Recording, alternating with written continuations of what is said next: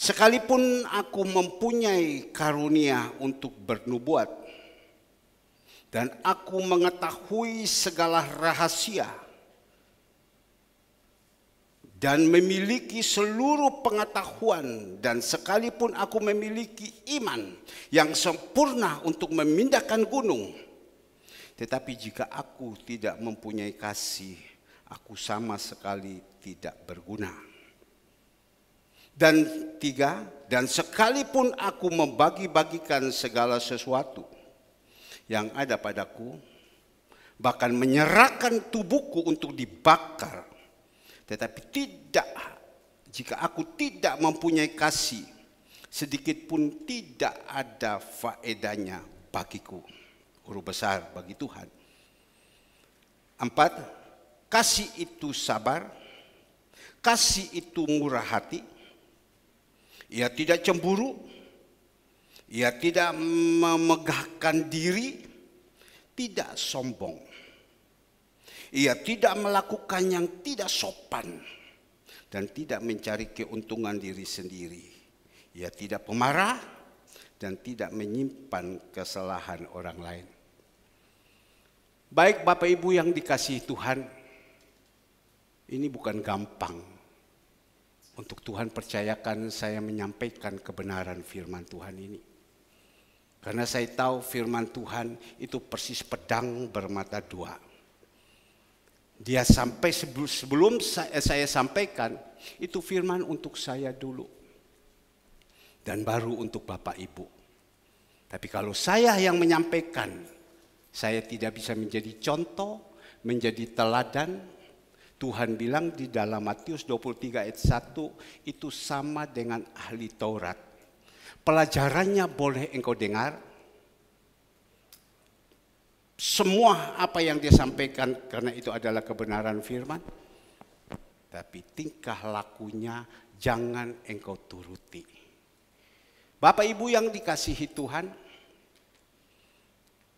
minggu sore yang lalu saya dipercayakan untuk menyampaikan tentang roh yang keluar, satu, dan diberitahukan. Ingat, jaga baik-baik. Kalau kamu tidak jaga baik-baik, nanti dia akan bawa 7. Karena roh yang keluar itu dia mencari tempat. Tidak ada tempat. Dia terus mengaum-ngaum mencari di mana yang harus dia singgah. Kalau kita tidak siap hati, dia akan membawa 7. Dan bawa di dalam kehidupan kita lebih jahat lagi daripada semula. Maksudnya apa? Kehidupan kita yang dulu mungkin jahatnya nilainya 3. Kalau sudah disampai 7 yang dibawakan, lebih jahat lagi. Mungkin jahat kita meningkat sampai ke 12 dan 13 atau sampai 20. Nah, saya sampaikan dan firman itu juga untuk saya. Karena saya katakan iblis mengaum-ngaum, dia cari orang yang siap ditelan. Dan iblis mulai serang kepada saya. Dan saya juga kena. Tetapi saya lawan dengan kebenaran firman Tuhan. Dan berusaha menjadi menang. Dan pada satu saat, saya pulang dari Ungaran. Di situ tantangan yang begitu banyak. Tapi saya tahu ini iblis. Dengan tenang, saya hadapi, saya selesaikan semuanya. Tapi iblis tidak tenang, tidak tinggal diam juga. Iblis terus serang kepada saya.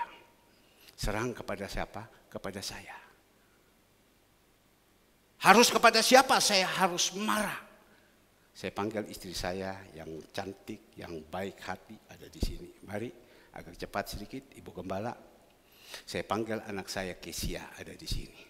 Sebelum Papa sampaikan firman Tuhan, di muka jemaat, Papa harus minta maaf kepada kalian. Karena saya juga marah. Tapi saya renungkan, apakah saya marah ini dari setan? Agak cepat, 2 orang anak. Apakah ini karena setan yang membuat saya marah? Saya renungkan. Karena pada waktu hari Jumat,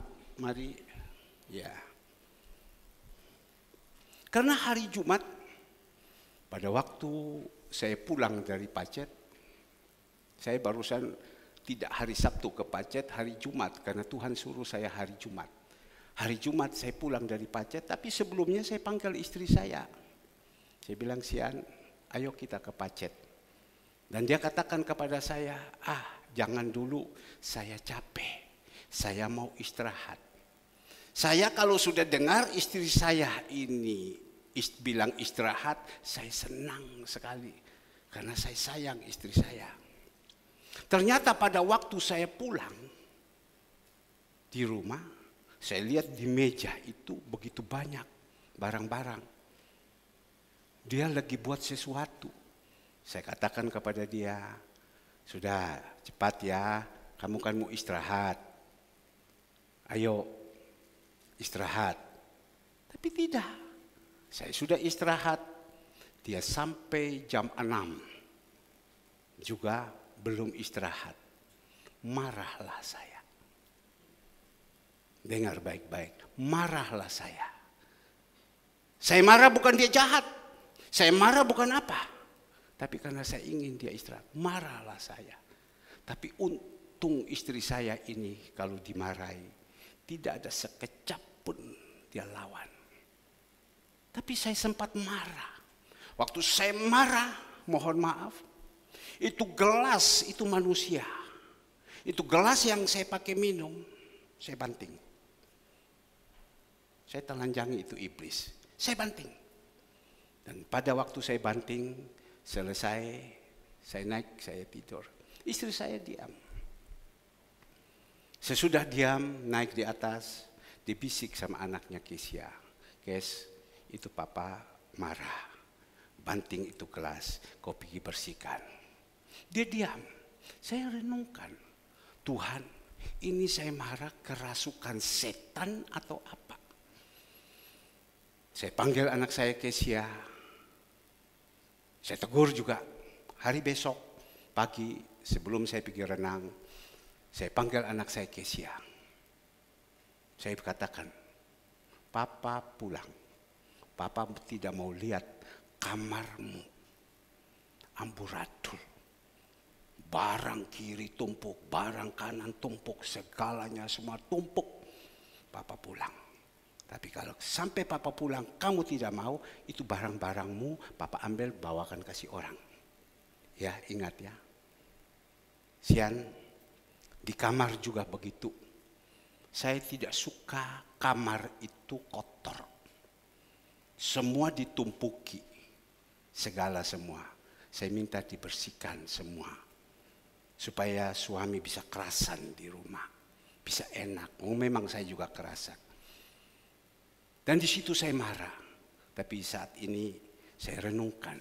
Saya marah ini karena apa? Apakah saya marah karena dosa? Tidak kan? Saya marah karena saya sayang sama istri saya. Supaya dia bisa istirahat. Bukan saya marah karena yang lain. Saya marah kepada istri saya supaya bisa istirahat. Jadi malam Tuhan taruh kepada saya. Dan tadi waktu sini Tuhan bilang, engkau mau khotbah ini tentang kasih.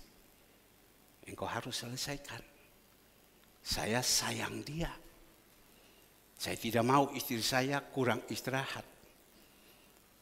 Sampai waktu sudah kurang istirahat, malam dia tidur jam 6, dia bangun jam 10 malam. Sesudah itu dia siap-siap, jam 2 lagi dia tidur. Lu, angel kalau gini. Tapi waktu saya marah, besoknya dia sudah jam 3, dia sudah siap-siap mau tidur. Berikan kemuliaan untuk Tuhan Yesus. Marah untuk baik. Ya, maka itu kita berdoa supaya kita jangan sampai iblis masuk. Tapi saya minta maaf sayang, ya saya cium dulu. Ya, habis sudah. Ajarilah kami saling mengasihi. Juga anak ini, saya marah.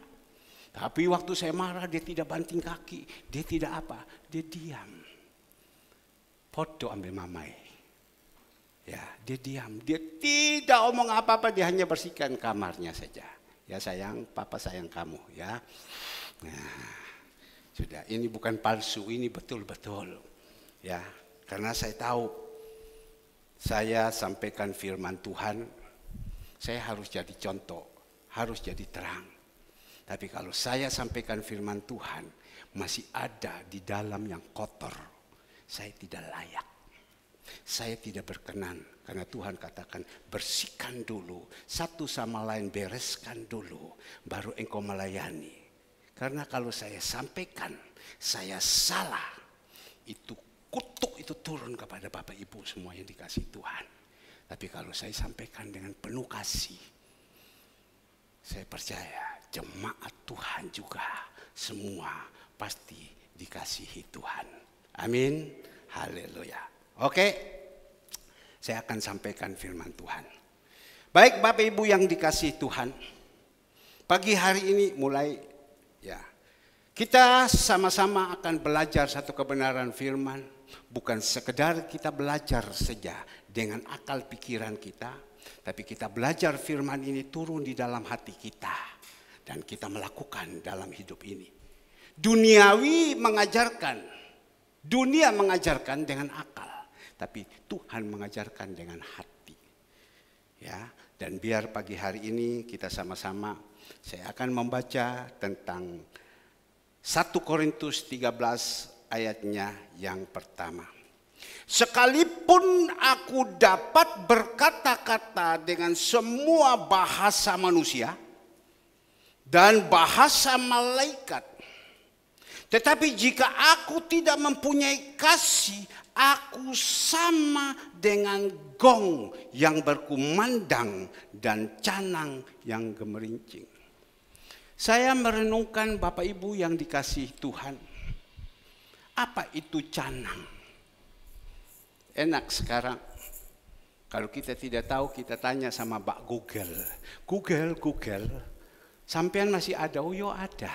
Canang itu apa? Dia bilang canang itu kayak gemerincing, canang. Oh. Sama dengan canang yang bergemerincing. Disitulah saya merenungkan. Karena firman Tuhan ini mungkin Bapak Ibu mendengar saya senantiasa ada di atas mimbar. Saya menyampaikan jarang sekali tentang kasih. Yang saya sampaikan itu semua tentang pertobatan, tentang dosa. Tapi pada waktu saya masuk di Ungaran, baru masuk, langsung Roh Kudus katakan kepada saya, kasih. Saya masuk di gua, saya berdoa, saya baca. Dan inilah Bapak Ibu yang dikasihi Tuhan. Waktu saya membacakan, sekalipun aku dapat berkata-kata dengan semua bahasa manusia dan bahasa malaikat, tetapi jika aku tidak mempunyai kasih, aku sama dengan gong yang berkumandang dan canang yang bergemerincing. Saya dengar gini, saya baca, itu rema, itu firman. Terketuk di dalam hati saya. Apakah engkau juga senantiasa berkata-kata menyampaikan firman Tuhan dengan kata-kata yang indah, bahasa-bahasa yang indah, segalanya semua? Apakah engkau ini bisa melakukan apa tidak? Di situ saya nangis. Coba kita melihat terjemahan sehari-hari. Lebih lagi terjemahan sehari-hari kita melihat. Terjemahan sehari-hari dikatakan di sini, meskipun saya dapat berbicara dengan berbagai bahasa manusia, bahkan dengan bahasa malaikat sekalipun, tetapi saya tidak mengasihi orang lain, maka ucapan-ucapan saya itu hanya bunyi yang nyaring tanpa arti. Sudah bisa keluar? ucapan-ucapan yang bunyi ini tanpa arti. Kan tidak ada gunanya kalau kita sampaikan semuanya ini tentang kasih dengan berbahasa-bahasa. Dikatakan di sini bahasa dengan bahasa-bahasa manusia. Ada manusia yang pintar. Dia sekolah tinggi. Dia punya bahasa-bahasa yang bagus, tertoto rapi. Bahasa-bahasa Inggris, bahasa-bahasa Ibrani, bahasa segala semua. Karena dia berpendidikan. Dia belajar. Tapi Tuhan bilang, tidak ada gunanya kalau engkau tidak punya kasih. Mungkin saya ini bukan orang yang terlalu berpendidikan tinggi. Saya akan ceritakan sedikit. Saya hanya sampai SMA. Mungkin pada waktu itu juga SMA saya tidak tamat. Saya cari saya punya ijazah, istri saya tanya, mana ijazah kamu? Saya juga tidak tahu. Karena pada waktu itu saya sekolah, sambil saya kerja. Jadi pikiran saya hanya bisnis melulu. Jadi sekolah itu sama sekali. Sehingga rencana mau kuliah sudah tamat, rencana mau kuliah lagi, rencana saya mau ke Taiwan sudah tidak bisa karena kerjaan sudah menumpuk semua. Jadi saya hanya bahasa-bahasa saya pasar. Jadi mohon maaf kalau Bapak Ibu yang Tuhan percayakan gembala di sini, gembala tidak punya bahasa-bahasa intelektualnya tinggi, bahasa-bahasa pintar dan lain-lain.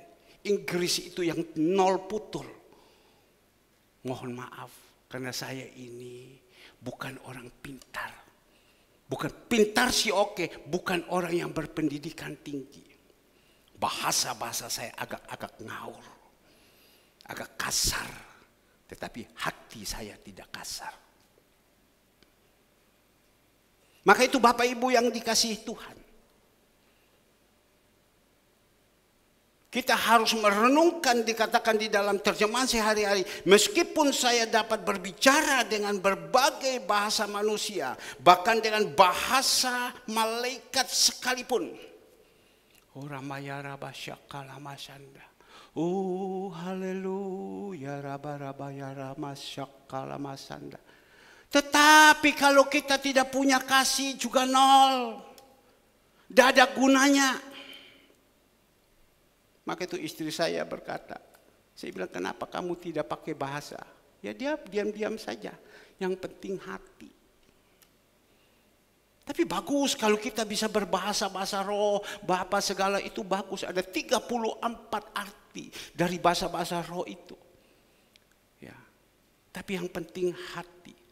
Maka itu kan kita melihat. Saya tegur dia, saya marah dia. Dia tidak pernah dendam sama saya. Tetap semuanya. Cuma ada sedikit, dia lupa, saya percaya. Pada waktu saya pergi renang, sampai waktu itu biasanya tidak pernah lupa. Tapi saya tahu karena kurang tidur. Ya, sehingga lupa. Mohon maaf, celana dalam saya tidak ditempatkan di dalam tas. Sehingga saya sudah habis mandi, pulang tidak ada celana dalam. Mohon maaf. Sehingga saya jalan, saya angkat, saya punya celana. Andre tanya, lo papa kenapa? Ya mama lupa, tidak titipkan itu. Jadi Andre pulang, ma kenapa ma? Mama lupa, iya mama lupa. Bukan mama marah ya, tidak lupa. Karena apa? Kurang tidur. Atau mungkin terlalu sibuk. Nah, tapi kita melihat di sini yang Tuhan minta. Di dalam ayatnya yang pertama terjemahan sehari, tetapi saya tidak mengasihi orang lain, maka ucapan-ucapan saya itu hanya bunyi saja. Maka itu Bapak Ibu yang dikasihi Tuhan. Ini terutama firman Tuhan ini untuk saya. Firman Tuhan untuk Bapak Ibu. Karena hidup hari-hari ini hari-hari yang sudah dekat.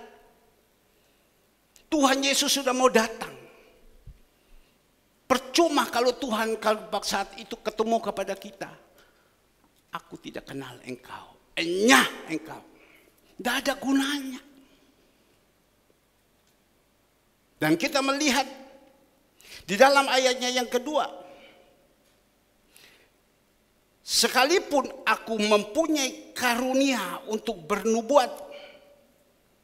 Dan aku mengetahui segala rahasia. Dan memiliki seluruh pengetahuan. Dan sekalipun aku memiliki iman yang sempurna untuk memindahkan gunung, tetapi jika aku tidak mempunyai kasih, aku sama sekali tidak berguna. Ini perlu kita renungkan.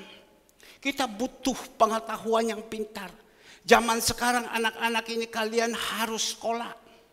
Kalau kalian tidak sekolah, kalian jadi orang oon, hidup itu susah. Kalian juga harus punya perkataan bahasa-bahasa yang bagus. Sehingga waktu kalian berbahasa yang bagus segala, orang terkagum-kagum, orang tercengang-cengang. Kalian juga harus punya iman. Punya iman. Sebab firman Tuhan katakan tanpa iman semuanya mati. Percuma kalau kamu tidak punya iman. Iman kepada siapa? Iman kepada Tuhan Yesus. Semua itu mati. Kamu punya iman. Punya iman memindahkan gunung dari sini pindah ke sana. Iman memiliki ini, iman memiliki itu bagus. Tapi kalau kalian tidak punya kasih, nol. Putul. Tidak ada gunanya. Tidak ada faedahnya. Coba kita baca di dalam ayatnya yang kedua. Terjemahan sehari-hari. Meskipun saya pandai menyampaikan berita dari Allah. Sekali lagi. Meskipun saya pandai. Ya. Meskipun saya pandai menyampaikan berita dari Allah, saat ini saya menyampaikan perkataan-perkataan enak, indah, ya dari Allah, dan mengerti semua hal-hal dalam firman Tuhan itu dikupaskan semua yang ada di dalam. Titik kopar dikupaskan dengan begitu indah sehingga orang terkagum-kagum. Hebat orang ini menyampaikan semua sehingga banyak orang suka mendengar. Dan tahu segala sesuatu serta sangat percaya kepada Allah. Dia tahu segala sesuatu dan sangat percaya kepada Allah. Iman dia yang begitu percaya. Sehingga dapat membuat gunung berpindah. Tetapi saya tidak mengasihi orang lain, maka saya tidak berarti apa-apa. Tidak mengasihi orang lain tidak ada artinya. Tolong lihat saya semua di sini. Ya kalau mau lihat, kalau tidak ya tidak apa-apa.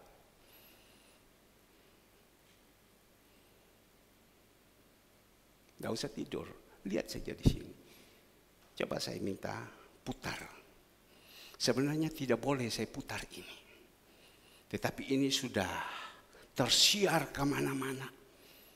Sebenarnya saya tidak boleh karena dia si orang hamba Tuhan. Tetapi Tuhan tadi malam setiap hari jam 2 malam sampai jam 4.05. Tuhan banyak berbicara sama saya. Bicara, tadi malam saya jam 2 udah bangun. Duduk berdoa, berbicara dengan Tuhan, enak. Ya. Dan Tuhan bukakan semua yang ada, segalanya semua. Tapi Tuhan bilang, tapi kalau engkau tidak punya kasih, percuma. Coba kita melihat orang ini intelektualnya tinggi. Orang ini diberkati Tuhan begitu luar biasa. Kata-kata itu semua begitu bagus. Berpakaian rapi, tapi sayang akhirnya hidupnya. Bisa? Sayang akhirnya saya tidak boleh putar. Saya tidak kirim juga ke grup. Tetapi Tuhan bilang, sekarang dia sudah ada di penjara. Ini berikan satu contoh. Supaya kita tahu. Coba bisa agak cepat sedikit. Salah. Kita melihat yang kedua. Coba yang kedua. Matikan lampu. Kita lihat. Sebenarnya saya tidak boleh sampaikan ini. Tetapi Tuhan taruh. Untuk supaya terbuka mata hati kita. Yang berpandai berbahasa. Ini yang Tuhan taruh di dalam hati saya. Pandai berkata-kata. Menyampaikan segalanya semua dengan bagus. Tapi melakukan yang salah. Akhirnya dia ada di penjara. Dan serat mobil ketahanan 100 orang. Tahanan dibawakan dan dijebloskan di penjara di Medaeng. Dia dalam keadaan tutup muka segala semua, jalan kayak gini. Orang yang ternama, orang yang terkenal dengan bahasa-bahasa grosolalinya, dengan bahasa-bahasa yang indah dan khotbah-khotbah yang begitu bagus. Tetapi dia salah jalan. Tuhan izinkan jeblok. Saya harus senantiasa jaga diri saya. Karena ini firman ini pedang bermata dua. Karena firman juga ini untuk Bapak Ibu. Bukan untuk Bapak Ibu saja, tetapi ini firman pedang untuk bermata dua. Sehebat kita, sekuat kita, siapapun kita. Tuhan katakan di situ kalau Tuhan sudah membuka, tidak ada satupun yang bisa menutup. Kalau Tuhan sudah menutup, tidak ada satupun yang bisa membuka. Saya ingat pada waktu ke Ungaran, saya tanya kepada Ibu Meliana, apa yang kau dapat? Dia tidak datang pagi karena tangannya masih sakit, sore dia datang. Saya dapat ini ayat, Pak. Saya tidak pernah buka firman, tetapi saya dapat. Kalau Tuhan sudah membuka, tidak ada satupun yang menutup. Kalau Tuhan sudah menutup, tidak ada satupun mampu bisa buka. Tapi saya katakan kepada dia, engkau jaga hatimu, baru firman itu kena kepada engkau. Nah, Bapak Ibu yang dikasihi Tuhan, pagi hari ini kita sudah melihat contoh langsung. Mungkin kita sampaikan contoh banyak tentang Tuhan Yesus. Kita contohkan tentang nabi-nabi. Contohkan tentang tokoh-tokoh dalam Alkitab. Tapi karena kita tidak pernah membaca Alkitab, kita bingung. Siapa itu Raja Ahab? Siapa itu Isabel? Siapa itu? Karena tidak pernah membaca. Tetapi marilah Tuhan katakan, hari ini kita ada contoh yang jelas. Saya pernah omong kepada dia, saya dengan dia kenal baik. Pada waktu saya menjadi pengusaha, dia ada di bawah. Dia daerah timur sana orang, dekat rumahnya Mbak Esi, Sonde, Kupang. Waktu saya ketemu dengan dia, bajunya begitu bagus. Kaosnya yang begitu bagus, jam gede bagus, semua bagus.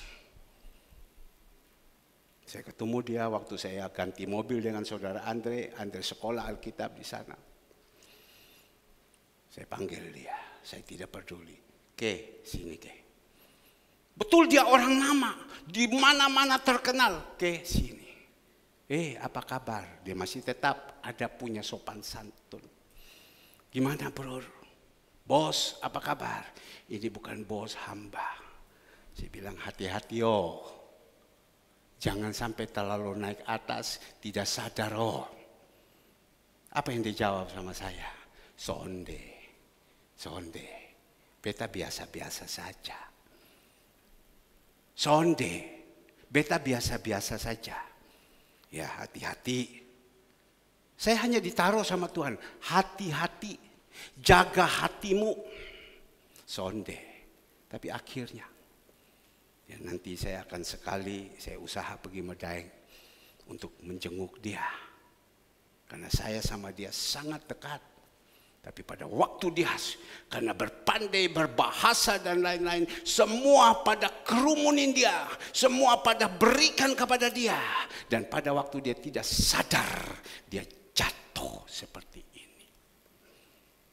Saya tahu, dia naik bukan karena dia naik karena figur istrinya. Sekali lagi, dia naik bukan dia naik karena figur istrinya. Jadi kasihan istrinya sekarang. Apa yang ada segalanya semua udah hancur. Berantakan semua. Nah, ini satu peringatan untuk saya. Satu peringatan untuk Bapak Ibu. Ingat, saya berbicara dari mimbar. Jangan abaikan kata-kata ini. Pegang nanti kalau kena. Ingat, saya ada bicara dari mimbar. Untuk saya. Maka itu Bapak Ibu yang dikasihi Tuhan. Rasul Paulus dengan jelas dia beritahukan kepada jemaat-jemaat ini. Kamu pintar berkata-kata, kamu pintar menyampaikan, kamu pintar segalanya semua. Itu bagus, engkau punya iman luar biasa, bagus dan lain-lain. Tapi kalau kamu tidak punya kasih, bahkan dia katakan di dalam ayat 2 bagian yang terakhir, tetapi saya tidak mengasihi orang-orang lain, nol.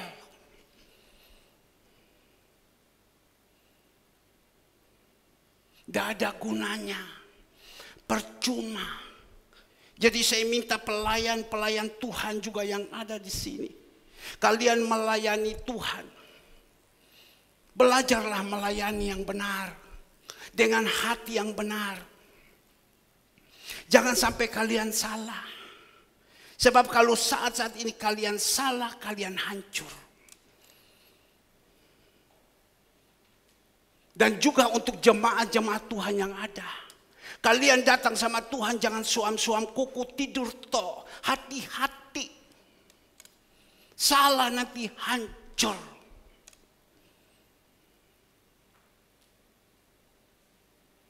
Dan kita akan melihat lagi. Di dalam ayatnya yang ketiga. Dan sekalipun aku membagi-bagikan segala sesuatu yang ada padaku.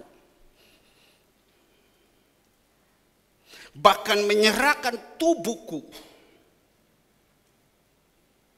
untuk dibakar. Tetapi jika aku tidak mempunyai kasih sedikit pun, tidak ada faedah bagiku.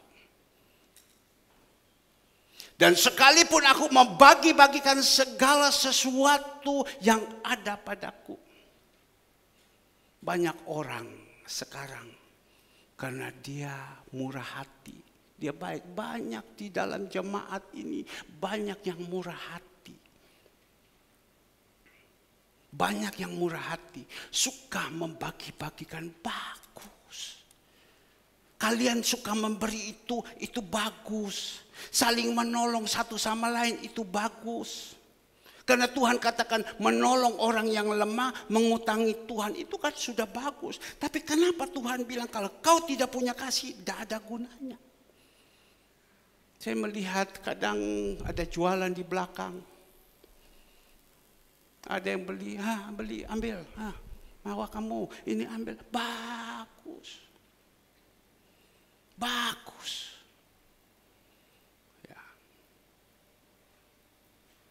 Tapi kalau kita tidak punya kasih, percuma. Kami barusan pergi ke Ungaran. Pada waktu belanja di Solo. Saya senang Bapak Budi Setio Budi Laksana punya anak-anak itu bagus-bagus. Bersyukur Bapak Budi dan Ibu Greta. Anaknya itu murah hati. Ringan tangan. Ibu-ibu belanja segala semua. Dia duduk di kasir. Ambil berapa? Saya yang bayar. Bagus saya bilang. Karena dia dapat berkat. Berkat dari Tuhan. Untuk kemuliaan nama Tuhan. Bagus. Anak saya Alex. Luar biasa. Makanya saya bilang tadi, Bapak Budi Laksana dan Ibu Greta punya anak 2. Ringan hati, ringan tangan. Saya lihat saja. Bagus. Sehingga waktu mereka datang, sudah. Sampai Ibu Meliana saja beli, dia bilang, sudah saya saja yang bayar. Jangan, saya aja yang bayar. Saya bilang, kendal juga. Orang yang punya aset begitu banyak, dia. Karena apa? Punya hati. Kami pergi Pacet, makan, Alex. Bagus. Itu anak-anak saya. Saya berdoa juga supaya yang ada di sini semua punya murah hati. Karena kasih itu ayat 4 ada tulis itu murah hati. Ya, itu akan ada kan? Kasih itu murah hati. Bagus.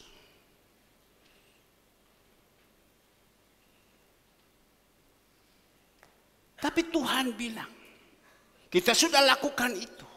Itu sudah bagus. Coba kita lihat. Kasih itu apa? Sabar. Kasih itu apa? Murah hati. Kasih itu apa? Tidak cemburu. Kasih itu apa? Tidak memegahkan diri. Kasih itu apa? Tidak sombong. Sombong itu yang paling berbahaya loh. Jadi kalau kita yang ada di sini belum diangkat naik sedikit, jangan kita mendangak. Tidak boleh. Belum diangkat, kita jangan tunduk kepala. Aduh gimana? Di mana Tuhan ini? Di mana Tuhan ini? Tidak. Tunggu. Karena belum diangkat. Mungkin itu karena salah. Atau Tuhan bilang tunggu. Atau sabar. Tapi kalau sudah diangkat, sudah dikasih sedikit, jangan dangak. Jangan lupa sama Tuhan. Karena endingnya ada. Maka itu kita melihat Bapak Ibu yang dikasihi Tuhan di dalam ayatnya ketiga. Dan sekalipun aku membagi-bagikan segala sesuatu yang ada padaku. Bahkan menyerahkan tubuhku untuk dibakar. Seperti Tuhan Yesus di dalam Yohanes 10 ayat 11. Gembala yang benar nyawa pun dia berikan.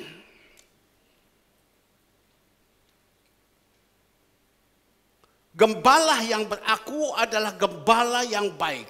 Gembala yang baik memberikan nyawanya bagi domba-dombanya. Dia pertaruhkan. Bahkan di Yohanes 3 ayat 16, karena begitu besar kasih Allah kepada dunia, dia utuskan dia anaknya yang tunggal datang, korban hidupnya untuk kita.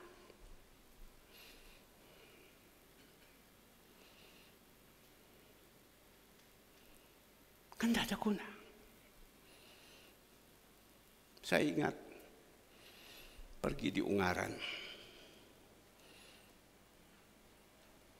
Di dalam perjalanan pergi sampai pulang. Itu di situ Tuhan bukakan begitu banyak. Berkat jasmani dan berkat rohani. Berkat rohani Tuhan bukakan semua itu kegelapan-kegelapan jadi terang. Kita lihat, loh kok begini. Jasmani juga Tuhan bukakan begitu luar biasa. Saya bersyukur saya punya anak-anak sekarang ini. Mereka kuasai makanan-makanan semua yang ada di Pramayana. Yang sebulan itu setiap hari sekian puluh bungkus sekarang mereka kuasai. Karena apa? Saya lobby. Saya berbicara. Oke, langsung sekarang roster keluar. Bukan itu saja Bapak Ibu yang dikasihi Tuhan. Tempatnya dia, rukonya dia katakan kepada saya, Pak, ambilan ini pakai puyauhan. Jangan bayar. Loh, ini ada di sini. Kemarin saya melihat itu ada 5 ruko. Ini di sini, ini di sini, ini di sini, ini di sini. Pilih yang mana mau pakai, tidak usah bayar. Itu bukan Tuhan.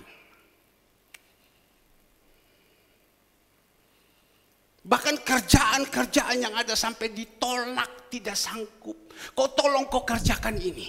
Kau tolong kau kerjakan ini. Habis ini kau ke sini. Habis ini kau ke sini. Habis ini kau ke sini. Apakah itu bukan berkat? Sabar dulu. Ini satu belum saya kerja. Saya disuruh lagi kerja yang ini. Saya punya tangan satu. Ya baik, dibilang satu-satu. Selesai satu ini, kau satu ini lagi. Selesai satu ini, kau satu ini lagi. Itu yang dikatakan buka semua. Ada tentang rohani, ada juga tentang jasmani. Orang murah hati. Bahkan Hengki besok masuk kerja. Ada orang satu dari jemaat kita ditawari, suruh dia ikut saya. Dia jadi asistennya saya. Saya kasihkan dia mobil. Semua apa-apa dia ikut. Saya kemana dia sama-sama dengan saya. Saya kasihkan mobil. Coba kita melihat, ada itu Tuhan. Sampai dia katakan kepada saya, Pak, ceko ikuhan pusuk. Orang ini polos Pak ya. Orang ini polos Pak ya.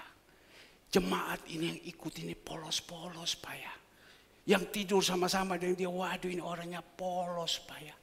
Ya, saya ini tidak bisa angkat tangan, saya gini-gini segala semua, saya diatur dan saya rasakan ketulusan dia. Dia lakukan ini Pak. Kita bukan bilang dia Tuhan, tidak. Tetapi yang kita berkata di sini, murah hati. Korbankan seperti Tuhan Yesus. Dia datang, dia korban, aku di depan. Ada apa-apa, aku di depan. Kamu di belakang. Kita melihat di dalam Keluaran 14 ayat 13 atau 13 ayat 14. Musa katakan, aku di depan, kamu ada di belakang. Waktu lawan dengan bangsa Israel. Juga kita sebagai gembala, aku di depan.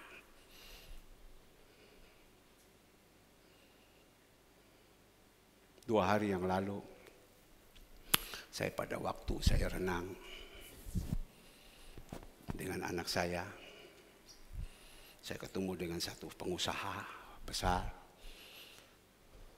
Dia orang ini bisa sedikit lihat karena sekolah banyak buku, ya. Tapi itu dunia yang menafsirkan.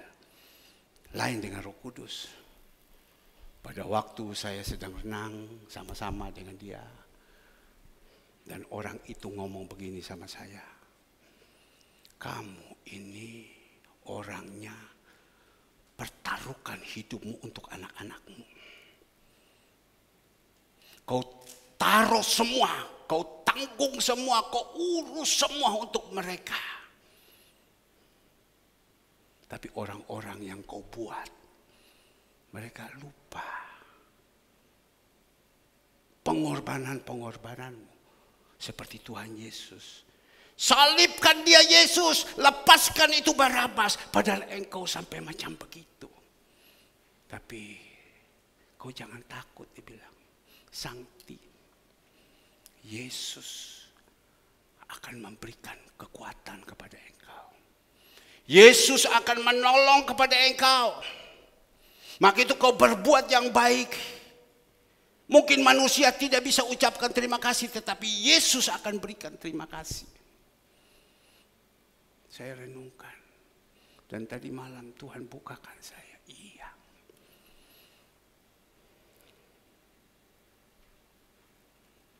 Maka itu Bapak Ibu yang dikasihi Tuhan. Dikatakan di dalam ayat 3, dan sekalipun aku membagi-bagikan segala sesuatu yang ada padaku, bahkan menyerahkan tubuhku dibakar, tetapi jika aku tidak mempunyai kasih sedikit pun, tidak ada faedahnya bagiku. Tidak ada faedahnya bagiku. Tidak ada guna, meyuyung, tidak ada artinya. Pak, jadi bagaimana? Kita jalankan semua itu. Tuhan bilang kalau bisa tambah lagi satu kasih. Nanti saya akan jelaskan tentang kasih. Tambah lagi kasih itu.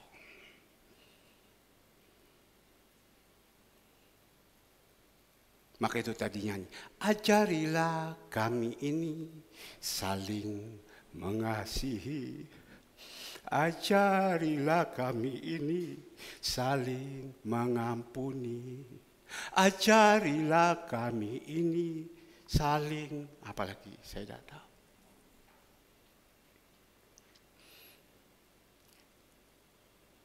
Ini tidak gampang. Tapi ini Tuhan yang suruh ngomong untuk saya. Maka itu sebelum saya sampaikan, saya panggil dulu istri saya. Tuhan, kalau saya berdosa, ampun saya Tuhan, ampun saya Tuhan. Tapi kalau saya marah dengan istri saya, Tuhan Yesus juga marah. Tapi kalau ini marah untuk demi kebaikan, ya sudah, tetap pertahankan. Berarti dosa itu tidak ada. Saya lihat kemarin jam 3, istri saya jam 2 dia udah masuk di kamar. Dia udah mandi-mandi segala, setengah tidak dong. Senang saya lihat istri saya ngorok, alangkah senangnya. Kalau saya jahat, saya marah sama dia karena jahat. Tuhan bilang percuma kau. Tapi saya senang. Saya marah kepada anak saya Kesia. Saya pulang dari renang, mejanya sudah tertoto kembali. Kan mengajarkan yang baik. Maka itu tadi waktu saya terima jemaat, Tuhan bilang terima dengan kasih. Tapi pada waktu ada jemaat yang terlambat, saya ngomong. Ada yang, ya maaf Pak. Ada yang saya tegur, kok terlambat. Ya sudah, masing-masing karakter. Tetapi biar firman ini.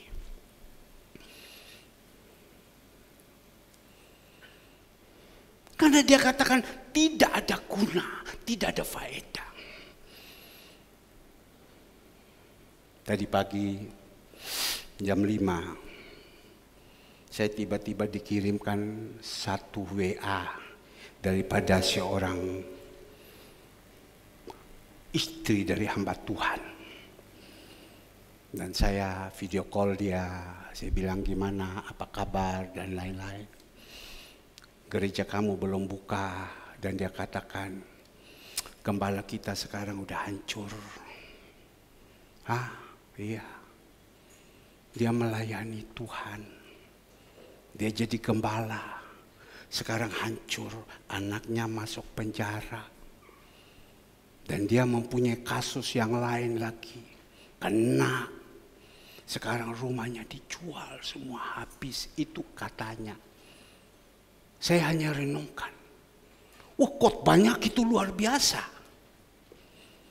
Mantap. Bahasanya bagus. Segalanya semua. Kenapa? Penggemarnya begitu banyak. Sehingga banyak yang percayakan sama dia. Memberikan tempat dan lain-lain segala. Tapi kenapa? Kok endingnya kok macam begini? Anaknya kok ada di penjara? Kenapa endingnya sampai habis? Rumahnya dijual habis, sekarang tidak ada rumah. Dan sekarang gereja itu tidak ada gembala.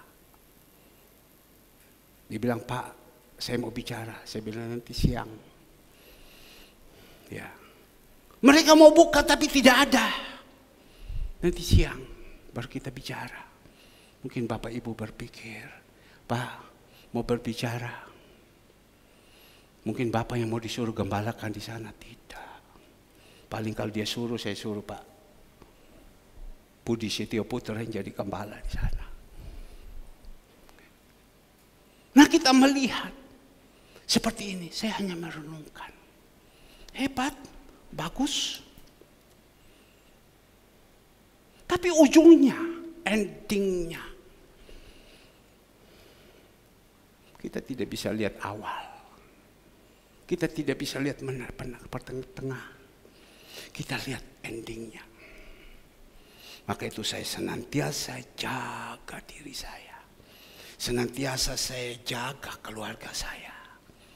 Karena iblis itu terus mengaum-ngaum, berusaha mau menghancurkan anak-anaknya. Terutama kepala-kepala pembicara-pembicara dihancurkan semua. Tapi Tuhan bilang, ingat, kita tidak boleh takut sama iblis. Kita lawan dengan firman sama dia. Kita lawan dengan firman.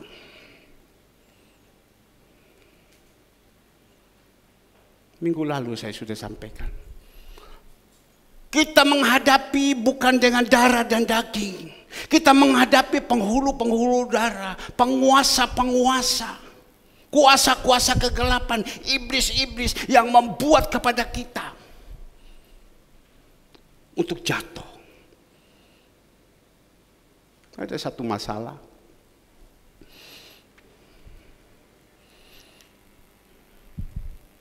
Pada waktu saya sempat membongkarkan semua Roh Kudus kasih, semua ini masalah. Pada waktu saya bongkarkan, saya panggil bicara, semua, saya hanya pesan sama dia, tolong nak ya, jangan kau pahit sama susu ya. Tolong ya, jangan kau pahit. Susu ini sayang, om ini sayang. Tolong jangan kau pahit ya. Kalau kau pahit ini sudah bahaya, jangan. Ya, tolong jangan kau pahit. Jangan kau biarkan iblis itu mengaum-ngaum masuk di dalam hidupmu baru kau pahit. Tolong ya, jangan ya, jangan. Karena saya tahu anak-anak saya. Jangan sampai engkau pahit baru nantinya kamu ini.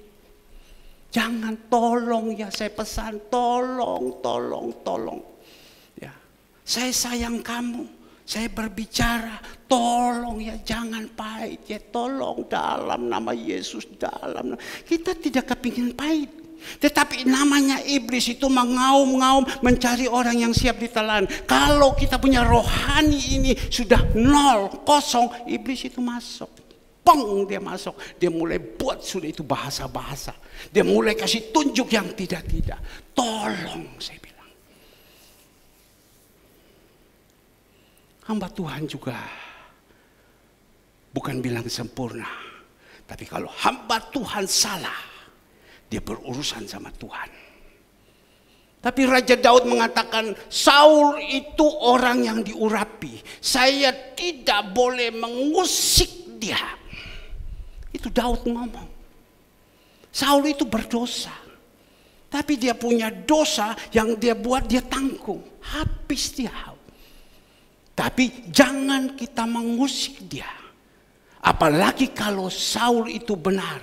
Apalagi kalau Daud itu benar. Apalagi hamba-hamba Tuhan itu benar. Baru kita mengusik kepada dia.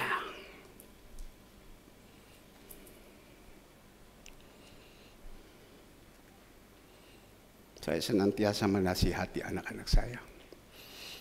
Maka kita harus menang. Kita harus menang.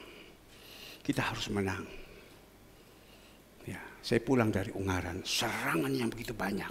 Saya perkatakan dengan firman. Saya ingat kebaikan-kebaikan orang itu. Saya ingat segalanya semua. Dan saya tahu orang ini tidak mungkin, tetapi iblis yang masuk kepada dia. Saya perkatakan, saya lawan. Dan pada waktu saya selesaikan bicara, saya doakan. Tiba-tiba Bapak Ibu, ada seseorang telepon kepada saya. Om, dia bilang. Saya pikir ada apa. Om, dia bilang. Saya beberapa hari ini tembus terus om. Karena pada waktu itu dia punya masalah yang begitu gawat. Semua tidak bisa pecahkan. Kemurahan Tuhan pakai sama saya bisa pecahkan masalah dan bisa terrealisasi semua. Om, dia bilang, puji Tuhan, ini semua sudah ini. Dan sekarang lagi ini om, tembus ini om, tembus ini om, tembus ini om. Dia kirim satu invoice, miliar dia dapat. Ya, miliar dia dapat. Baru dia katakan kepada saya, dalam nama Yesus, saya tidak kepingin itu. Yang penting anak-anak saya baik. Saya mau datang ketemu Om minggu depan. Dia tunjukkan kepada saya invoice-nya, miliar dia dapat. Dan dia bilang, saya mau datang ketemu sama Om. Saya tidak pernah berpikir. Tapi saya berpikir kalau itu juga kasih belum waktu untuk saya hancur untuk apa? Saya tidak pernah berharap itu. Ya. Tetapi yang saya mau berbicara inilah. Pada waktu saya menang, Bapak Ibu yang dikasih Tuhan, saya lawan itu semua dan anak-anak saya itu mereka berkemenangan. Semua diselamatkan, saya doakan mereka semua berkemenangan. Di situ Kesia waktu saya pulang dia lapor sama saya. Bapak, saya kok tiba-tiba dapat beasiswa 10 juta. Berikan kemuliaan untuk Tuhan Yesus. Saya dapat beasiswa 10 juta. Habis itu Andre lagi ngomong kepada saya. Andre ada punya satu rekening yang tidak pernah dipakai. Itu rekening sudah lama tidak pernah dipakai. Hanya khusus untuk masuk tapi jarang dipakai. Dan Andre katakan, Papa lihat, saya ada di kantor tadi Pak, saya lagi korek semua, saya lagi atur ini komputer, saya gini. Tiba-tiba Roh Kudus katakan sama saya, coba engkau pergi print. Karena melihat sudah tidak bisa, karena tidak pernah ada negosiasi lagi, tidak pernah ada hubungan lagi. Coba kau pergi print. Papa lihat sekian juta ini uang ada Pak. Berikan kemuliaan untuk Tuhan Yesus. Dia sanggup dan saya tahu itu berkat dari orang itu pindah kepada saya. Ini yang saya tidak mau. Ini yang saya tidak mau, berkat daripada orang itu pindah sama saya. Karena dia katakan orang dunia punya berkat itu pindah kepada engkau. Jangan Tuhan. Kalau dari luar punya dapat apa. Tapi kalau dari anak-anak saya, ojo, jangan.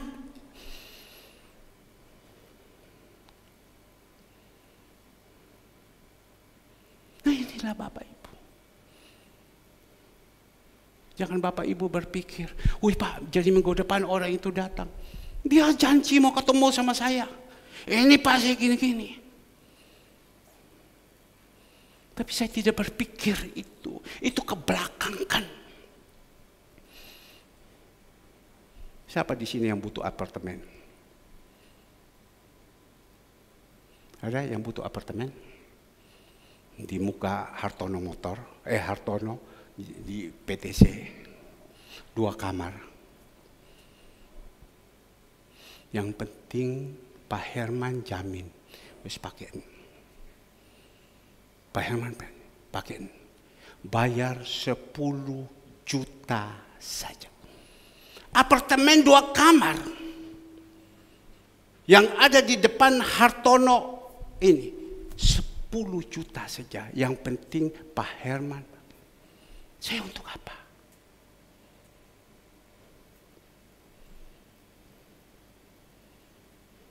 Nah kita melihat.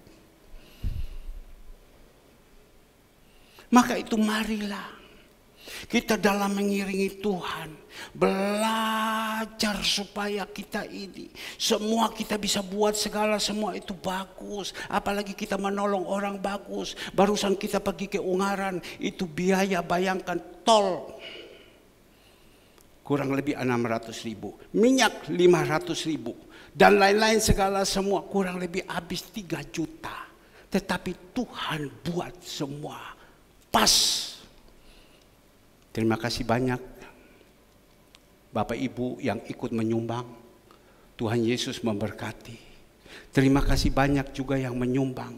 Ada PY, jeruknya waktu kita berangkat baru datang jadi tidak ini ya, tapi ya diirit-irit lah dapat jeruk ini. Ya sudah. Terima kasih. Anggaran kurang lebih 2 juta setengah sampai 3 juta, tidak kurang, lebih lagi mungkin.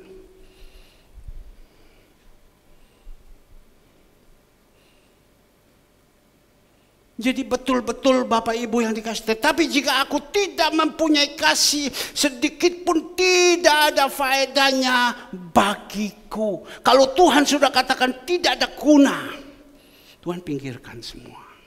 Bocai orang ini, tidak ada. Makanya saya bilang, Hengki, kamu hari Senin mau kerja. Kamu ingat ya, sore bukan kita melihat orang berduit, tidak. Sore kamu tanya, Bu, saya besok pagi masuk, apa yang saya harus kerja? Tanya, jangan kau datang di sana kau tunggu, atau kita jadi bos. Oh, ditembak. Tanya, apa yang mau kerja? Besok waktu pulang, apa yang kau harus kerja? Kau tanya, kau jadi, saya sudah kenalkan, oke. Saudara Alfred, kemarin ketemu, kau kerja ini. Bahasanya dia segera, dia tahu bahasa Inggrisnya apa. Ya, segera, belum lagi, ini lagi. Ya, hati-hati, saya bilang. Tolong hati-hati. Lihat Om yang tanggung. Kamu salah, habis. Jokowi boleh jamin, tapi kalian kerja tidak benar, habis. Hati-hati, jangan sampai Tuhan katakan sedikit pun tidak ada faedahnya bagiku. Tuhan jamah hati. Tadi saya telepon dia, kamu mau? Dia bilang sore Pak, mau saya dijak ngomong. Saya bilang nanti. Maka itu Bapak Ibu, belajar. Maka itu sekarang kita lihat ayatnya yang keempat. Ayatnya yang keempat, apa itu? Kasih itu sabar. Kasih itu murah hati. Kasih itu tidak cemburu. Ia tidak memegahkan diri dan tidak sombong. Ini firman bukan untuk siapa-siapa. Ini firman untuk supaya kita rubah. Kalau ada kita dengar ini firman, kita merasakan tidak enak hati kita dan lainnya, kita marah dan lainnya, itu tinggal mati. Tapi kalau ada ini firman, kita dengar, kita merenungkan, ya betul saya salah. Tidak bisa, saya harus tindak lanjuti. Saya harus benar, saya harus jalankan. Seperti istri saya marah. Saya kan bukan marah apa. Sian turu, sian. Ya. Tidur siang. Memang pada waktu teman saya itu dia lihat, mana foto istri kamu. Pada waktu itu foto dikasih keluar, nyok kasih keluar. Dia cari-cari foto keluarga, ada dia cari. Ada 3 pragawati mendampingi istri saya. Pada waktu istri saya sedang bangun tidur, baru bangun tidur. Mukanya belum dipupuri segala semua, baru bangun tidur. Persis dia ulang tahun, waktu dikasih tunjuk, dia lihat macam begini, dia ambil Andri punya HP, dia lihat ini, wah hoki hari satu ini. Dia tidak lihat istri saya, syukur saya bilang, syukur saya bilang. Dia langsung, hari ini hoki. Dia bagian apa? IP-nya berapa? Ayo di tempat saya. Tapi kan saya bilang sabar dulu. Bapak ini senantiasa di garda depan. Ayo di tempat saya. Berapa dia punya honor? Sekian. Ayo di tempat saya, tambah. Ini hoki orang ini. Baru dia lihat istri saya. Ya tidak apa-apa istri saya nomor 10, ya tidak apa-apa wis punya papa. Oh ya kan? Gitu aja kok repot. Baru dia lihat. Sabar istrimu yo. Wah hoki kamu ini ya. Sabar. Ayo istri-istri. Ayo anak-anakku yang ada. Sabar. Ojo sedikit ngamuk, mogok, ojo mogok, tidak boleh. Kalau diomongi, orang tua ngomong, ojo mogok, jangan. Orang tua ini korban, ngomong yang baik kepada kalian, ojo mogok, tidak boleh. Ada orang itu kalau sudah mogok, tidak mau makan, tidak mau ketemu orang, ojo badan itu dipiarakan. Puasa pada perlu. dia lihat kayak gini. Tapi waktu dia lihat istri saya, bukan saya puji. Ini tater. Ya, sabar ini ya. Ini loh ini. Ya tapi tidak cantik karena dia belum make up. Tapi dia lihat ini, waduh ini dia bilang. Dia menengah ya. Tidak pernah rame, tenang, aman. Waktu saya marah-marah, mohon maaf, itu gelasnya saya tak banting. Habis banting baru saya menyesal. Aduh, gelas sakmono api tak banting. Ya opo wis kadang iku setan juga ada masuk juga. Jengkel saya minum ini. Iki saya pikir istri saya ini kok begini, tidurnya lambat terus. Nanti kalau sudah tidur lambat, bangunnya lambat, malam tidur lambat lagi, besok pagi dia sudah bangun lagi. Sakno, kasihan. Orangnya kan tidak bisa diam. Saya langsung angkat ini, saya tidak banting. Tang, pecah, pat. Aduh, dosa ini. Iki setan di sini masuk. Tapi untung bukan HP yang tak banting. Kalau HP yang banting habis garu, habis itu selesai. Lo kenapa kamu gini? Ya udah anak HP pak. Ini dari kantor kontek-kontek HP error pak sudah tidak bisa. Ya tuku mana? Tuku ya apa?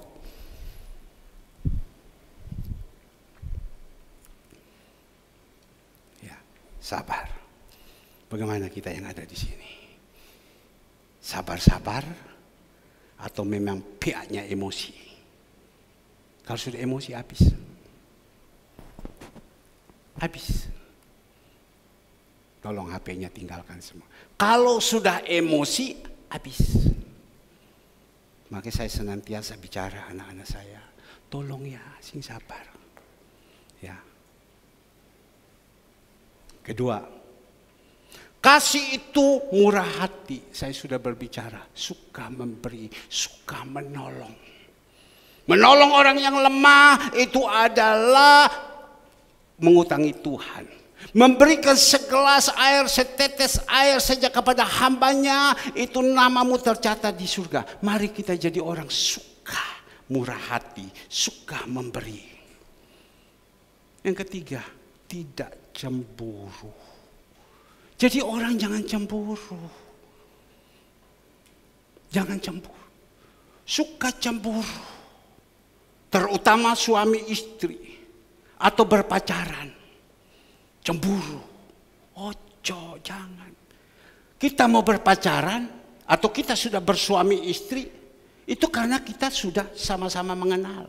Kita mau berpacaran, kita lihat dulu. Bagaimana ini? Kalau ini pacar kita ini matanya belang, ya jangan kita teruskan. Kita lihat dulu. Memang dia bagus segalanya semua, ya kita jalan. Kalau tidak jangan diteruskan. Jangan sampai jalan nanti tengah-tengah baru sudah pacaran kita cemburu. Wah kalau sudah cemburu itu susah. Suami kemana telepon terus, suami telepon terus. Kalau dulu zaman telepon dicari terus. Sekarang zaman video call terus video call. Ayo tidak boleh lepas terus. Aduh jangan. Suami sedang kerja, biarkan saja dia kerja. Jangan kita cemburu, takut kemana-mana. Istri saya bilang, urusan engkau mau begitu terserah. Tuhan tahu. Itu saja yang dia ngomong. Saya dulu hampir jatuh loh. Betul, saya sudah pernah saksi Bapak Ibu. Pelayan Tuhan yang mengganggu saya, hampir saya jatuh. Istri saya tahu. Dan tidak pernah dia berbicara, dia diam saja. Dia peluk ini Kesia yang ada di perut. Maka itu Kes, kalau pacaran cari yang kena. Dan jangan cemburu, melo mama. Tidak pernah cemburu.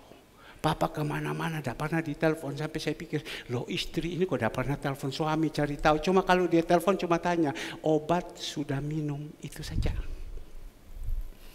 Ya. Jangan suami jalan kemana sedikit telepon, cari tahu di mana. Ayo tidak bisa, kau harus temani saya. Tidak bisa, kau harus temani saya. Sekarang saya belajar, kau terus tidak boleh kemana-mana. Ayo dengan saya terus video call, terus video. Oh, nak. Bu, jangan. Kayak kita kan sudah percaya sama dia. Ya biarkan saja sudah kan. Kau mau selingkuh, kau mau apa, itu urusanmu. Kalau kau selingkuh, saya minum baygon, saya bunuh diri. Ngapain kita siksa diri? Maka itu sebelum kita melangkah, kita pikir baik-baik dulu. Apakah ini jodohku? Sebelum kita melangkah, kita berdoa sama Tuhan. Karena Tuhan bilang engkau harus cari sesama seiman. Pak, Kristen dia juga Pak. Bukan hanya Kristen, orang yang sudah lahir baru, yang sungguh-sungguh sama Tuhan. Sebab kalau kau dapat suami yang salah, seumur hidup engkau akan susah. Kau dapat istri yang salah, seumur hidupmu akan susah. Maka itu orang bilang, kalau jemaat itu masih duduk di sini aman, kalau sudah keluar ya tanggung jawab sendiri.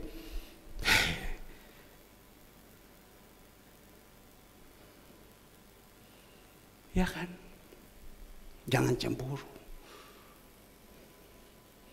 Kita harus jadi orang juga harus bagi rata.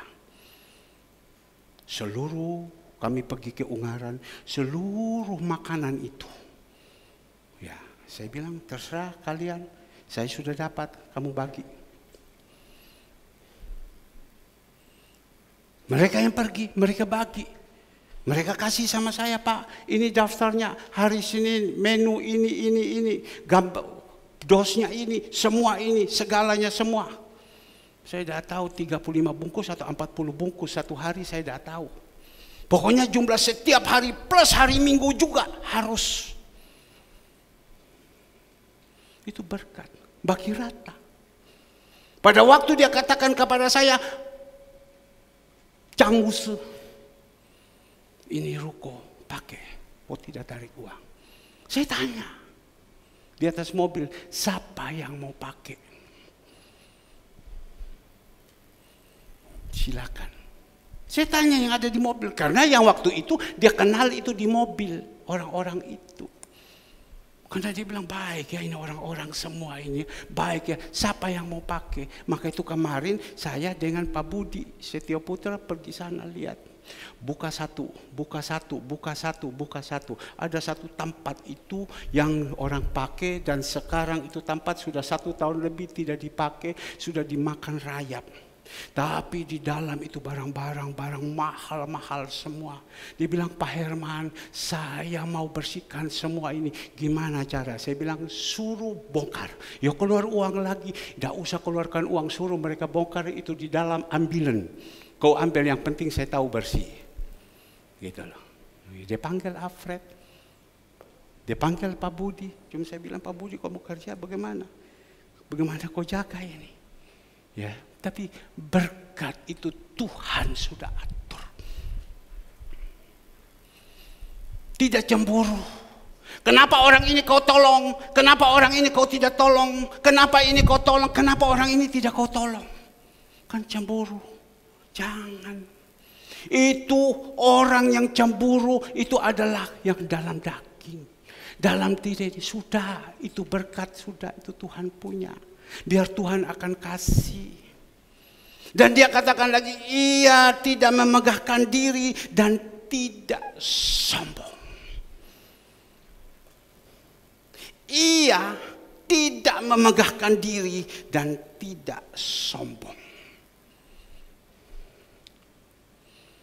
Kita jadi orang, kadang kita tidak sadar. Hidup kita ini sombong. Orang yang sombong, orang yang tidak bisa diomongin, itu orang sombong. Risiko orang yang sombong. Tuhan katakan, aku benci orang sombong. Sombong. Jangan jadi orang sombong. Kadang kalau kita sudah di bawah naik ke atas, kita sudah tidak sadar lagi. Maka itu apa yang dikatakan Narva Urbach. Saya ada kirim ke grup. Ya, Narva Urbach bilang kita dalam mengiringi Tuhan, kita harus lewati itu salib. Kalau kita lewat itu salib, itu sudah jadi pemenang. Baru Tuhan angkat kepada kita. Dia orang yang begitu luar biasa cantik. Saya lihat berbahasa glosolali, berbahasa Inggris. Lihat saya ada kirim ke grup. Ya. Sampai saya tulis di situ, tolong ya, dengar ya, sampai selesai ya. Yang satu katakan beres, yang satu baca aja tidak, mati tidak. Tapi saya kirim tetap ke dalam grup.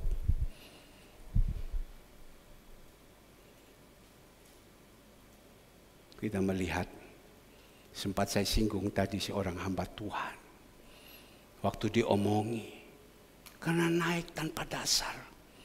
Yang Tuhan izinkan istrinya. Ya. Seperti Abraham dan Lot. Abrahamnya naik karena Lot ikut kebagian. Lihat istrinya. Andre pernah jadi murid di sana, ambil S2, tapi sampai sekarang tidak tamat.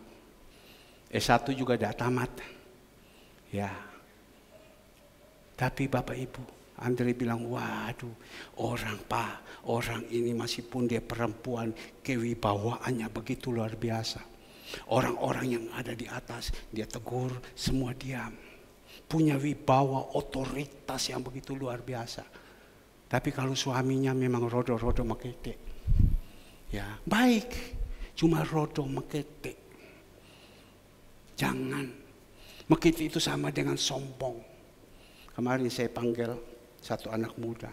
Saya bilang, saya pesan sama kamu. Kamu jadi orang tidak boleh sombong ya. Kalau Tuhan bawa naik sama kamu, kamu jangan sombong. Kamu ingat kehidupanmu yang lama. Siapakah kamu? Kamu sombong, tidak sebentar aja kau akan hancur. Ingat ya, ingat ya, ingat ya. Siapa engkau? Kadang kita itu, kalau mau tolong orang kita ambil itu. Jangan, tidak boleh. Kemarin, waktu saya pergi renang pagi dengan anak saya Andre, saya ketemu dengan orang ini, orang yang ada nama. Pada waktu selesai kita mandi, kan pulang kasih kunci di loker. Dia kasih kunci di loker, dia hanya jalan.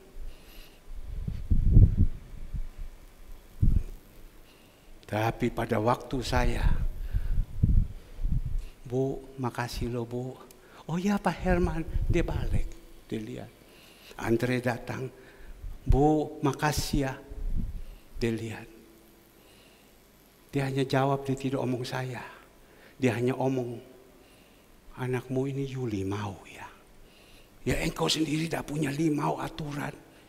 Anakmu punya limau ya, punya aturannya. Wong engkau sendiri jalan. Karena apa? Duitnya ake. Pak, Ibu, duit itu bukan segala-galanya. Tidak segala-galanya. Tapi bagaimana hati kita? Maka itu kalau ada di antara Bapak Ibu yang belum bawa naik ke atas, tunggu, periksa diri. Tapi kalau seumpama sudah bawa dia naik dan Tuhan tahu itu angkat, kita harus senantiasa jaga. Jangan sampai kita jatuh. Jangan sampai kita jatuh. Siapa kita ini? Jangan sampai kita jatuh. Zaman sekarang kalau sudah jatuh, untuk bangkit itu susah. Zaman sekarang kalau sudah jatuh, habis sudah semua. Jangan sampai kita jatuh karena murka Allah kepada kita. Angel wes, mau bangun itu wes angel. Ya, jangan sampai jatuh. Anak-anakku yang kukasihi di sini, jangan sampai jatuh kalian. Khusus yang perempuan-perempuan, yang gadis-gadis, jangan sampai jatuh. Kalau sudah jatuh, habis. Kita yang bekerja juga, jangan sampai salah. Salah akibatnya jatuh. Kalau sudah jatuh, sudah tidak bisa buat apa-apa lagi. Mau bangkit sudah semua tidak ada lagi. Kalau sudah jatuh itu orang kuabo kiri kanan. Ingat, Amsal berapa? Takut. Amsal 8 ayat ke berapa? Coba tolong. Takut akan Tuhan. Ya, coba. Amsal 8, ya, oke. Ayat 13. Takut akan Tuhan ialah membenci kejahatan. Aku benci kepada kesombongan, kepada kecongkakan, tingkah laku yang jahat, dan mulut penuh tipu muslihat. Kadang orang bilang, saya mau cari orang suami yang takut akan Tuhan. Saya mau mencari istri yang takut akan Tuhan. Oke. Istri yang takut akan Tuhan, suami yang takut akan Tuhan, tidak jahat. Tidak jahat. Ya, Tuhan benci itu jahat. Jahat itu tukang ngahai orang. Ya. Segalanya semua jahat. Baru sudah dapat, baru kita move kiri, move kanan, move kiri, move kanan, hancurkan dia gini-gini. Itu jahat. Ingat, kalau kita jahat, mata Tuhan ada di mana-mana, melihat perbuatan kita yang baik dan tidak baik, yang baik dan yang jahat. Amsal 15 ayat 3, ayat 3 ke 15. Jangan jahat, sebab dia ngomong. Dia benci itu kejahatan. Maka itu marilah kita punya hati ini. Hati yang baik. Hati yang benar. Karena masih ada waktu. Istri saya, pada waktu saya ada di padang gurun, dia juga bersama dengan padang gurun. Mulai sudah yang saudara-saudara saya yang lain berbicara dan lain-lain, omong tentang saya dan lain. Dia diam dan tidak pernah dia wadul. Dia diam terus, dia tidak mau ngomong. Sebab dia tahu, kalau dia omong sama saya panas, saya melompat. Maka itu istri juga peran sekali. Istri itu peran sekali suami. Istri sudah tidak benar, habis ini suami. Mungkin waktu berpacaran tidak. Tapi kalau sudah punya keluarga, sudah menikah, apalagi sudah punya anak. Kita sudah sayang kita punya anak, istri mogok dan lain-lain. Ya mau tidak mau nurutlah. Tapi kita sudah melangkahi ini. Dan istri saya tidak pernah sekali dia wadul. Apapun yang bahasa-bahasa tidak pernah dia wadul. Dia diam saja, ada apa dia makan sendiri. Ingat itu Papa pesan. Ya, tapi bersyukur masih baik, belum dengar itu. Kena marah, diam juga. Mamanya diam, dia juga diam. Ambil minuman, Papa mau minum, datang ambil minum. Gak banting kaki, tidak. Lo kalau banting kaki tambah bahaya lagi. Lo kamu udah marah sama Papa, enggak apa? Sudah biasa, sudah ini. Dia bilang ini kan untuk baik. Ya, tidak boleh punya kejahatan. Ada berapa banyak orang bebet, bibit, bobot. Ya, jahat. Kan ada bebet, bibit, bobot. Kan apa? Jahat. Dia turun. Ya, dia turun. Turun sama anaknya jahat. Orang tua bagaimana, anak punya goyang seperti bagaimana. Tapi kita sudah dalam Tuhan. Ibaratnya seperti pohon kelapa yang miring. Pohon kelapa yang mungker kiri kanan. Waktu ketemu Tuhan Yesus, Tuhan sudah tarik pegang ini. Lurus tahan terus. Tapi kalau kita sudah lurus, sudah ada di atas, kita berontak. Ya Tuhan bilang kau berontak, ya lepas. Lepas itu yang buah yang ada di atas. Saya membayangkan Tuhan kasih sama saya tadi malam. Buah kelapa yang banyak, waktu itu dia sedang miring begini, ditarik lurus itu. Waktu lepas Tuhan lepas kembali. Dia jatuh lagi kembali, buahnya jatuh semua karena dia. Saya pikir juga betul ya. Saya bilang sama Ivon, Om tadi malam jam 2 sampai 4:30 omong-omong dengan Tuhan terus enak. Tuhan kasih perumpamaan. Jatuh itu buah semua. Maka itu kalau kita sudah ikut Tuhan, pegang terus, jangan kau lepaskan dia. Jangan kau lepaskan dia.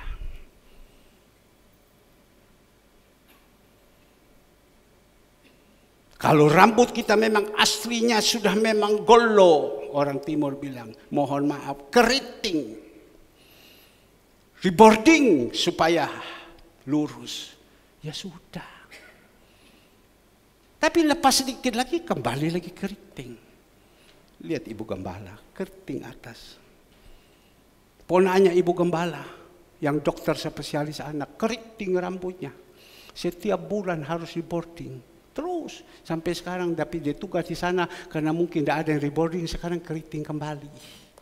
Orang bilang golo kembali. Sama juga. Maka itu kita harus pegang ini Tuhan baik-baik. Jangan kita lepaskan dia. Kalau kita sudah melayani sama Tuhan, biasanya kita melayani sama Tuhan, melayani terus. Maju terus, jangan mundur. Tuhan, saya mau melayani Engkau Tuhan, sampai Tuhan Yesus datang kedua kali. Ibu Retno bilang, sampai rambutmu putih, aku tetap menggendongmu. Dia dapat di Ungaran, Ibu Retno atau siapa? Ya saya bilang, jangan takut. Tapi jangan kalau waktu sudah maju, sudah Tuhan saya minta gini, Tuhan sudah kasih, kita mulai mundur. Mundur selangkah. Kalau dulu rajin, kalau dulu duduk di depan, sekarang mulai tengah. Tengah 3 perapat. 3 perapat tempat ibu lo belakang. Habis itu bablas angin nih. Lo benar. Maka itu Tuhan bilang, kalau engkau setia yang kecil, aku percaya yang besar. Dengar lo ini. Ini bukan pukul kiri, pukul kanan. Ini berupa satu nasihat.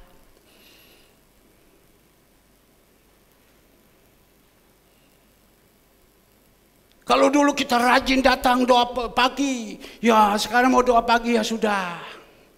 Kemarin saya sempat marah kepada istri saya dan anak saya, Kesia. Saya sudah ngomong, jam 5 teng.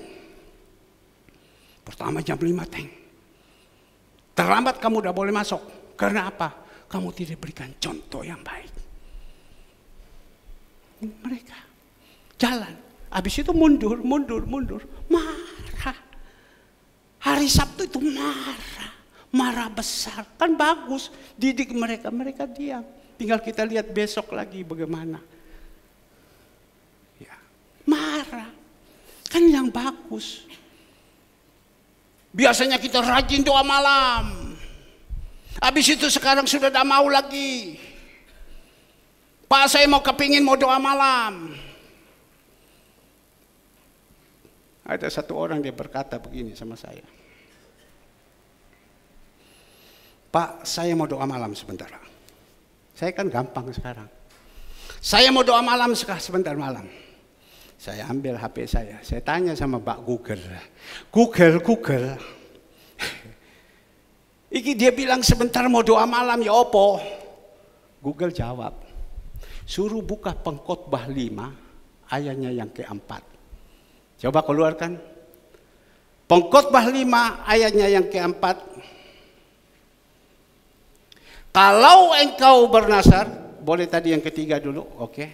Kalau engkau bernasar kepada Allah. Nasar kan janji kan? Maka itu jangan janji. Kalau engkau bernasar kepada Allah, jangan menunda-nunda. Kalau kau bilang engkau mau nonton, mau doa malam, jalan. Jangan menunda-nunda dan menepati janjinya. Karena ia tidak senang kepada orang-orang bodoh. Seorang ibu di Ungaran, dia ngomong, saya tidak mau jadi orang bodoh. Doh, hanya pakai doh. Ini di sini juga. Kepada orang bodoh, tepatilah nasarnya. Nah ini yang paling takut ini, ayat 5. Lebih baik engkau tidak bernasar daripada bernasar. Lebih baik engkau tidak ngomong daripada engkau ngomong. Tetapi tidak menepatinya. Lanjut. Jangan mulutmu membawa engkau ke dalam dosa. Orang itu nasar. Dan jangan berkata di hadapan utusan Allah. Siapa itu utusan Allah? Hamba Tuhan. Bahwa engkau kilaf. Wah sorry Pak, tidak bisa Pak, soalnya gini. Apakah perlu Allah menjadi murka atas ucapan-ucapanmu dan merusak pekerjaan tanganmu? Kerjaan kita bisa dirusak loh sama Tuhan. Pak Tuhan ini kejam, saya tidak mau ikut. Tidak, Tuhan mendidik kita supaya setiap perkataan-perkataan kita itu kita harus bertanggungjawabkan. Tuhan bisa merusak. Waktu dia ngomong sama dia, saya tanya Pak Google, Tuhan bilang kasih tahu sama dia ini. Saya kasih tahu sama dia, jangan, betul. Doa malam tidak bisa datang. Saya telepon besok dia dah ini, karena saya harus ingatkan. Dia dah ngangkat. Lusa saya telepon terus, dia jawab. Saya tanya kenapa? Dia bilang tidak bisa Pak, keikat kaki. Mau melangkah tidak bisa, mau melangkah tidak bisa. Iblis bilang jangan. Iblis kasih persoalan dia, tidak bisa. Maka itu kita kalau sudah bisa melangkah ke rumah Tuhan, Mazmur 121 ayat 2, seperti Raja Daud katakan, alangkah senangnya kalau orang berkata, mari kita ke rumah Tuhan. Kita mau ke rumah Tuhan seperti itu. Tapi yang Tuhan mintakan kepada kita, jangan kita bernasar. Kembali firman Tuhan tadi. Ya. Tidak sombong atau memegahkan diri. Jangan. Tolong anak-anakku belajar. Yang atas lebih atas lagi. Yang atas lagi lebih atas lagi. Yang atas lebih atas lagi. Jokowi saja, Presiden Republik Indonesia, dia senantiasa rendah hati. Seperti Tuhan Yesus tukang kayu. Kita ini siapa? Baru saja sedikit. Masih punya tanggungan yang begitu banyak. Siapa kita? Terutama saya. Kadang orang bilang, miskin tahan, kaya tidak tahan. Berapa banyak orang miskin tahan, kaya tidak tahan. Maka itu satu ayat Markus 9 ayat 43. Markus 9 ayat 43. Dan jika tanganmu menyesatkan engkau, penggelah, karena lebih baik engkau masuk ke dalam hidup dengan tangan kudung daripada dengan utuh kedua tanganmu dibuang ke dalam neraka, ke dalam api yang tidak terpadamkan. Maka itu Tuhan bilang, kita ini kadang bagus, sempurna, semua tangan komplit. Tapi kalau kita tidak bisa, Tuhan bilang penggal ini tangan. Bahkan juga kata Tuhan bilang, kita punya mata ini dua. Lebih baik mata satu masuk surga daripada mata dua masuk neraka. Daripada masuk neraka, dicungkil itu mata satu.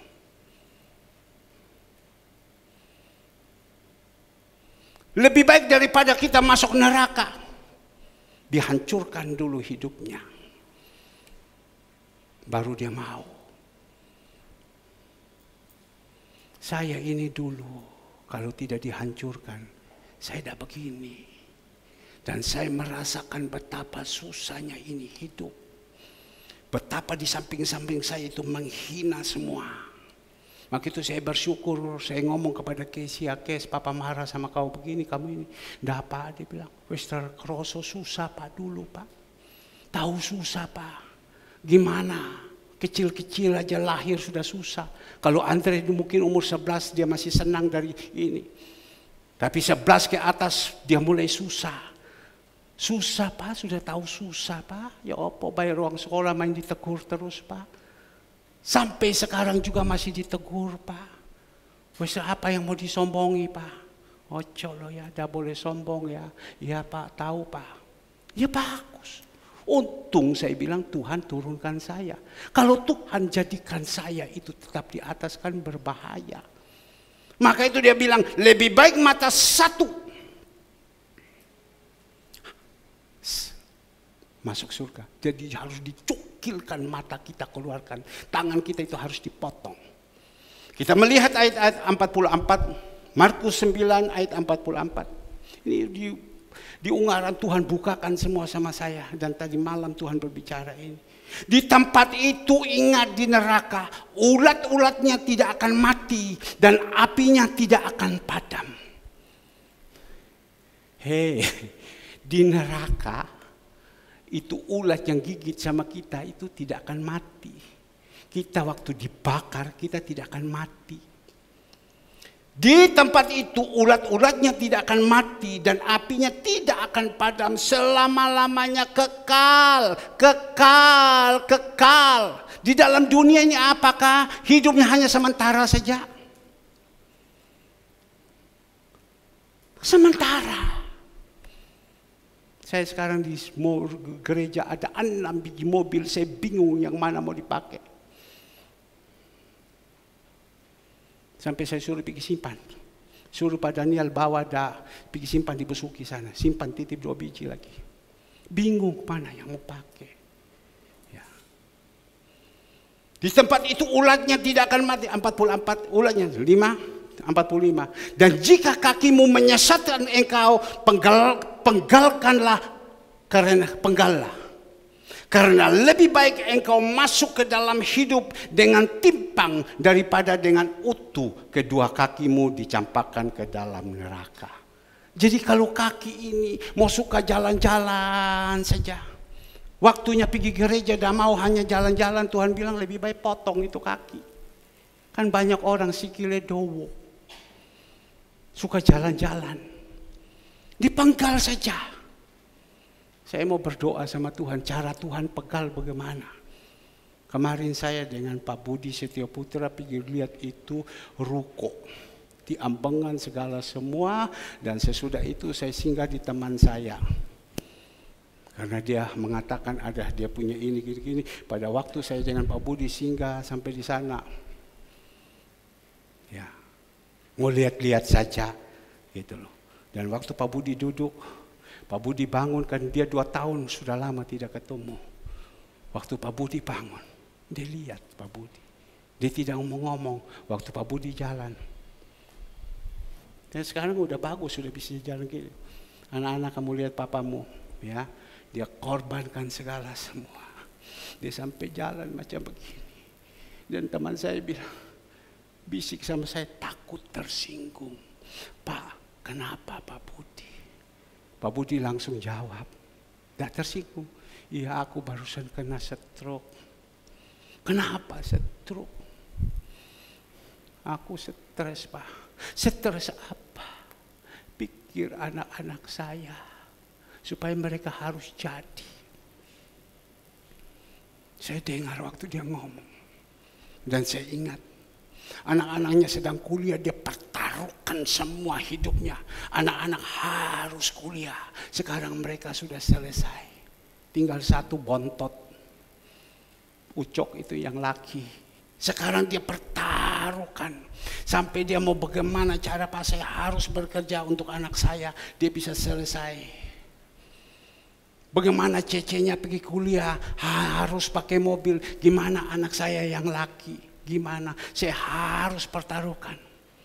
Jadi sampai tadi malam, Pak Budi, ini kerjaan bisa kamu kerja. Bisa Pak, cuma saya pikir-pikir, ya apa cara kau kerja. Wong saya mau naik di atas Pak, tak tunggu di bawah Pak ya. Ya. Saya mau naik ke atas, saya mau kontrol segala semua. Dia bilang Pak saya tunggu di bawah, ya apa, di atas dah tahu.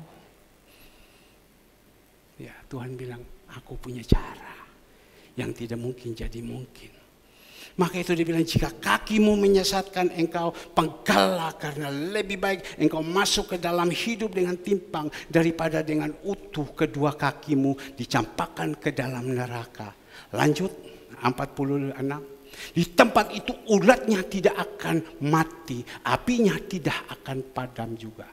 Yang terakhir ayat 50 yang Tuhan taruh. Ayatnya yang ke-50 kita melihat di sini. Habis itu selesai, saya minta pemusik. Tunggu, baca dulu. Garam memang baik, tetapi jika garam menjadi hambar, dengan apakah kamu mengasinkannya?